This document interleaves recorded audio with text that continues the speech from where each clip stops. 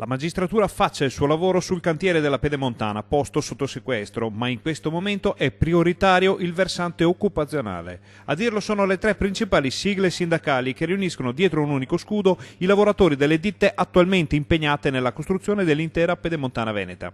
La notizia arriva a poche ore dalle assemblee di lavoratori, spaventati dalle possibili ricadute dell'inchiesta sul lotto della Galleria di Malo, sequestrata per presunte difformità fra i materiali previsti e quelli effettivamente utilizzati. C'è molta preoccupazione da parte dei lavoratori, giustamente, perché si vedono che è stata bloccata un'opera che è da poco che era stata sbloccata e quindi tutte le perplessità dei lavoratori è emersa nel loro futuro. Ecco, in questo momento siamo riusciti a mettere in sicurezza i lavoratori chiedendo un periodo di cassa integrazione e vedremo l'evolversi delle situazioni. Le sigle sindacali esprimono preoccupazione per i reati che sono stati ipotizzati dagli inquirenti, ma sottolineano anche come da parte della dirigenza di SIS siano arrivati rassicurazioni sul fatto che i materiali utilizzati siano migliori delle indicazioni progettuali del capitolato. Noi abbiamo subito voluto incontrare l'azienda per chiarire alcune situazioni, l'azienda ci afferma che sono state fatte e sono tranquilli per quello che sono le accuse rivolte a loro e che noi speriamo che le indagini della magistratura possa avere